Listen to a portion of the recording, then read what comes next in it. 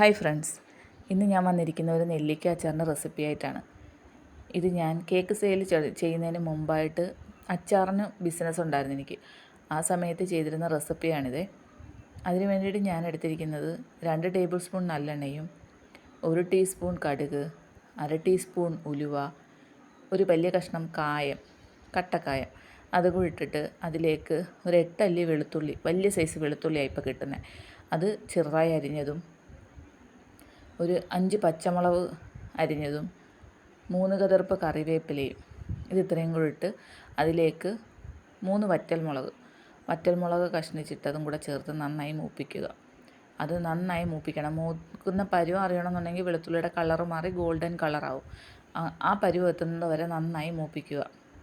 Golden കളറായി കഴിയുമ്പോൾ അതിലേക്കൊരു 4 ടേബിൾ സ്പൂൺ മുളക് പൊടി. അത് എൻ്റെ സ്പൂൺ ഈ ഒരളവാണ്.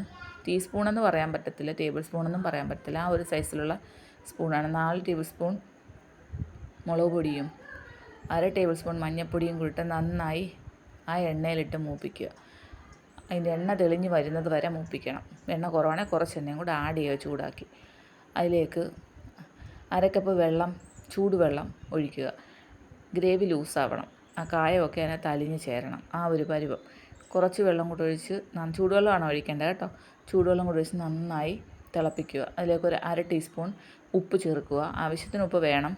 ഉപ്പ് ചേർക്കുക. കാരണം നെല്ലിക്കായിൽ ഉപ്പും പുളിയും പിടിക്കാൻ ഭയങ്കര ബുദ്ധിമുട്ടുള്ളതാണ്. 3/4 കിലോ നെല്ലിക്ക ഞാൻ എടുത്തിരിക്കുന്നത്. ആ കാണിച്ച പരുവത്തിലാണ് ഞാനിത് മുറിച്ചെടുത്തിരിക്കുന്നത്. ഇത് നന്നായിട്ട് ഗ്രേവി കിടന്ന് തിളയ്ക്കണം.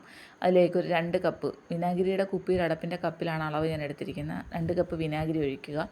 1/2 ടീസ്പൂൺ ഉലുവാപ്പൊടിയും കൂടെ ചേർത്ത് ആ ഗ്രേവിയിൽ കിടന്ന് നെല്ലിക്ക നന്നായിട്ട് വേവിക്കുക. അതിൻ്റെ ജലാംശം മൊത്തം ആ നെല്ലിക്കയിലുള്ളതെല്ലാം പോയി കിട്ടും. ഞാനിവിടെ ആവിയിൽ പുഴുങ്ങാറില്ല, പകരം ഇങ്ങനെയാണ് ചെയ്യാറ്. അതിലേക്ക് ആവശ്യത്തിന് ഉപ്പ് നോക്കിയിട്ട് ഉപ്പ് ചേർത്ത് കൊടുക്കുക. അവസാനം ഇങ്ങനൊരു പരുവത്തിലാണ് അത് കിട്ടുന്നത്. ആവശ്യത്തിന് ഗ്രേവിയും കാണും, അത് നെല്ലിക്കയെ നല്ലതായിട്ട് പിടിക്കുകയും ചെയ്യും. ഇതാണ് എൻ്റെ നെല്ലിക്ക അച്ചാറിൻ്റെ റെസിപ്പി. ഇതെല്ലാവരും ട്രൈ ചെയ്ത് നോക്കണം. നല്ലൊരു അച്ചാർ റെസിപ്പിയാണ്. Okay, by.